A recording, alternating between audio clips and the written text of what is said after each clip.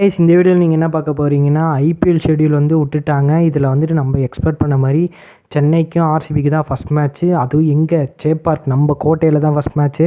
So இது மாதிரி ஒரு எத்தனாந்தேதி வரைக்கும் கொடுத்துருக்காங்கன்னா 7th ஏப்ரல் வரைக்கும் ஒரு லிஸ்ட்டாட்ட கொடுத்துருக்காங்க. ஒரு 20 மேட்ச் கிட்ட நடக்கும்னு நினைக்கிறேன். ஸோ ஒவ்வொரு டீமும் அவங்க மொத்தம் ஒரு 4-5 மேட்ச் விளாட்ற மாதிரி தான் 4 to 5 மேட்சஸ் விளாட்ற மாதிரி தான் கொடுத்துருக்காங்க. ஸோ பார்ப்போம். சிஎஸ்கே வந்து 4 மேட்ச் தான் விளாட்றாங்க. ஸோ இப்போ வந்து ஓரளவுக்கு இன்ட்ரெஸ்ட்டாக தான் போவோம்.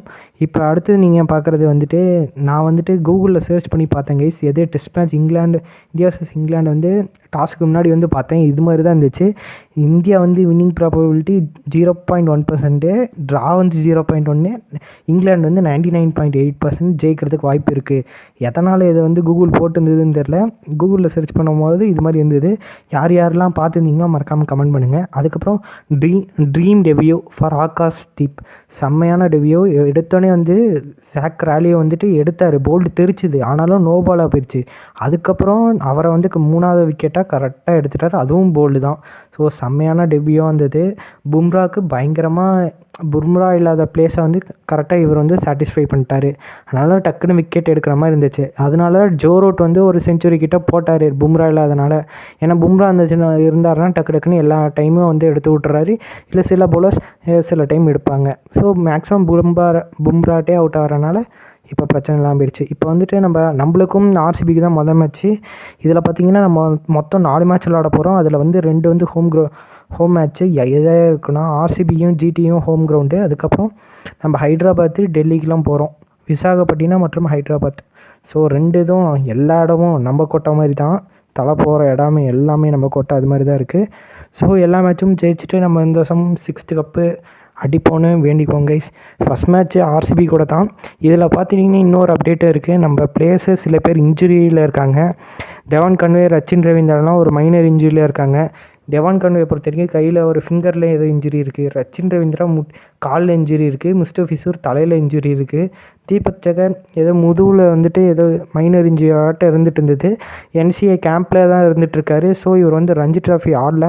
ஸோ பார்ப்போம். அடுத்தது பார்த்தா முகேஷ் சௌத்ரி, இவரும் இன்ஜுரியில் தான் இருக்காங்க. இவரை பற்றி அப்டேட்ஸ் எதுவும் பெருசாக கிடைக்கல கைஸ். இவரும் சரி சிமர்ஜித் சிங்கும் இவங்க 2 பேரும் இன்ஜுரியில் இருக்க மாதிரி தான் சொல்கிறாங்க. ருத்ராஜ் கெய்க்வாட் இன்ஜுரியிலே வந்துட்டு இதாக ஆடிட்டுருக்காரு ரஞ்சி ட்ராஃபி. ஏன்னா எல்லாருக்கும் கண்டிஷன் ஆட்ட போட்டாங்க. ரஞ்சி ட்ராஃபி ஆடினா தான் ஐபிஎல் ஆட முடியும் அப்படின்னு கண்டிஷன் போட்டுறதுனால இவர் வந்து ருத்ராஜ் வந்து ஆட போயிட்டுருக்காரு.